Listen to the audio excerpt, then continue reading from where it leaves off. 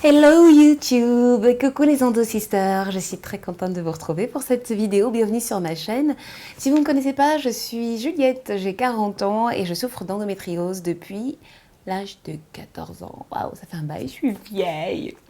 Bon, alors cette vidéo, je la fais parce que j'ai réfléchi à 10 trucs comme ça qui pouvaient remonter le moral automatiquement.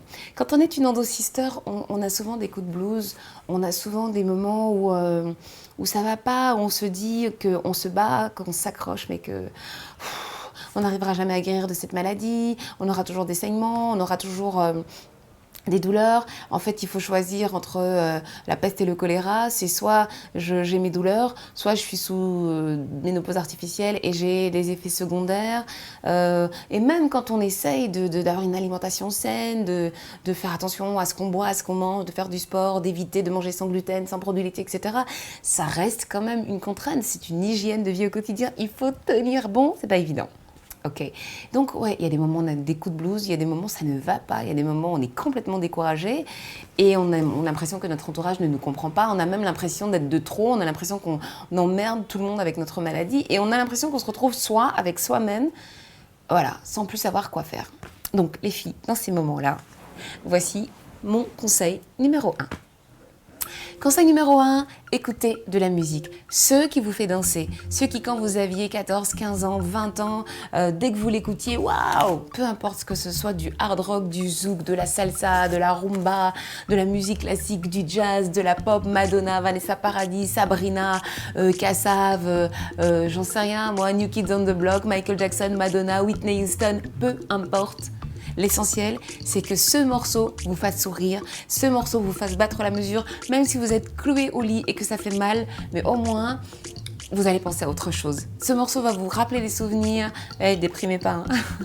Voilà, l'idée c'est de rapidement pouvoir vous mettre dans la tête une mélodie qui va vous mettre de bonne humeur. Ok.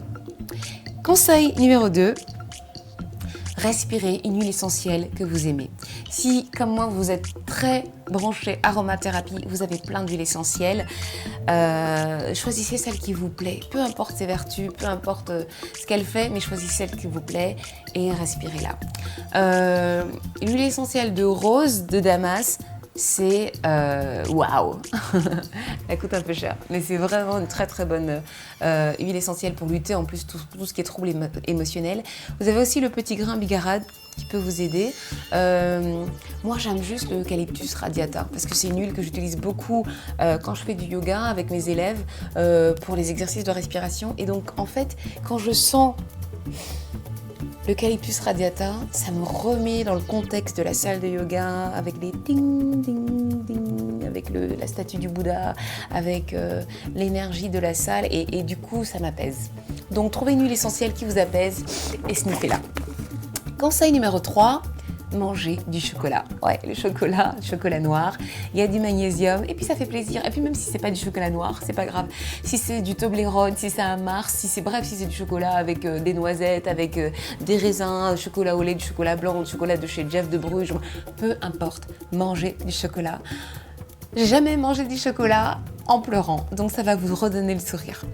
Conseil numéro 4.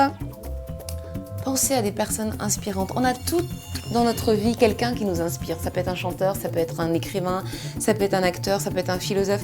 En ce qui me concerne, c'est Lisa Lopez de TLC, Lisa Left Eye, qui est malheureusement décédée dans un crash de voiture, qui a fait un accident.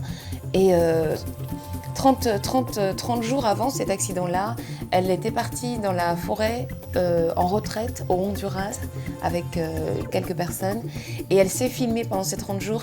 Il y a un documentaire, je vous mettrai le lien en bas, il y a un documentaire qu'elle a réalisé où elle se filme, où elle parle un peu de sa vie, parce que bon, elle a un peu dérivé aussi, elle était alcoolique, elle a eu du mal à gérer ses émotions. C'était une personne magnifique.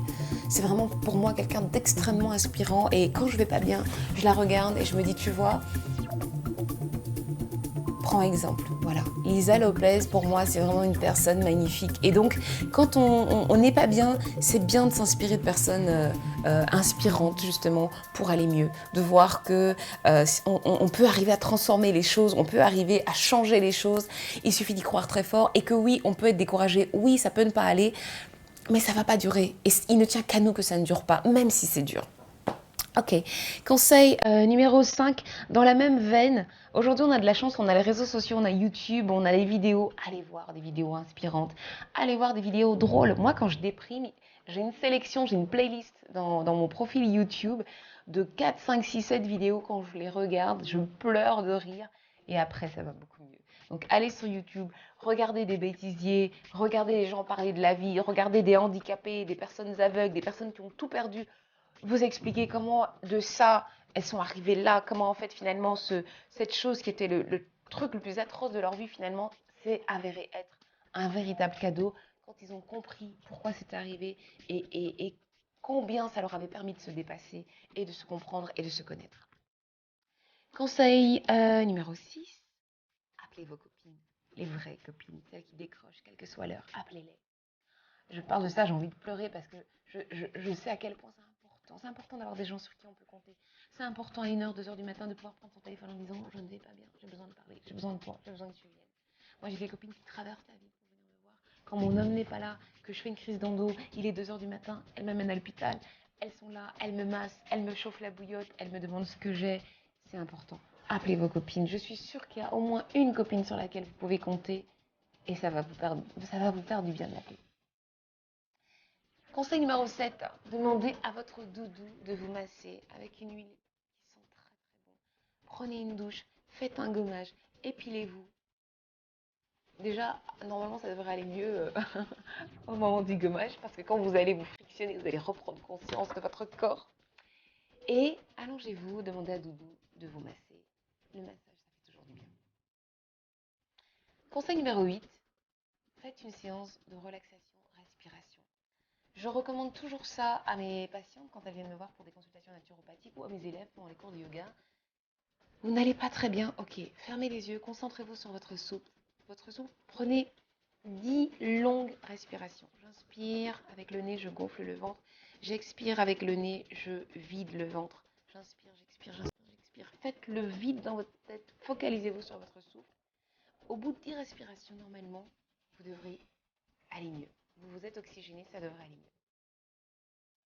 Conseil numéro 9. J'ai perdu mon papa il y a 6 ans, dans des circonstances vraiment dramatiques. Peut-être que je reviendrai sur ça un jour, je ne sais pas.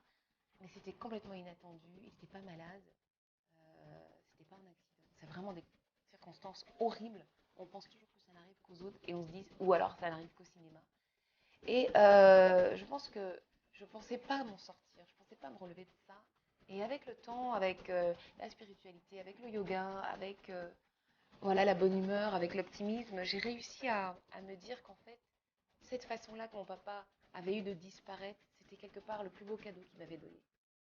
Et ça me permet beaucoup de relativiser. Quand je suis dans une situation où c'est compliqué, où j'ai l'impression que vraiment je ne vais pas m'en sortir, je me dis toujours, Juliette, de toute façon, quoi qu'il puisse arriver, il n'y a pas mort d'homme. Tu as envie. Oui, tu as mal au ventre, mais tu as envie. Oui, tu déprimes, mais tu as envie. Ok, tu n'as pas d'argent, mais tu as envie. Donc je me dis toujours, de toute façon, il n'y a pas mort d'homme. S'il n'y a pas mort d'homme, ça veut dire que je vis. Et tant que je vis, merde, je peux continuer d'avancer, même si c'est dur. Voilà. Et voici mon conseil numéro 10. Après avoir fait tous les 9 conseils, habillez-vous, maquillez-vous et sortez vous amuser. Voilà, c'était mes 10 conseils pour lutter contre la déprime. J'espère vraiment que ça va vous aider et je vous envoie des gros bisous jaunes. Si cette vidéo vous a plu, likez-la, partagez-la et surtout n'oubliez pas de vous abonner à ma chaîne. Salut les filles, bon courage.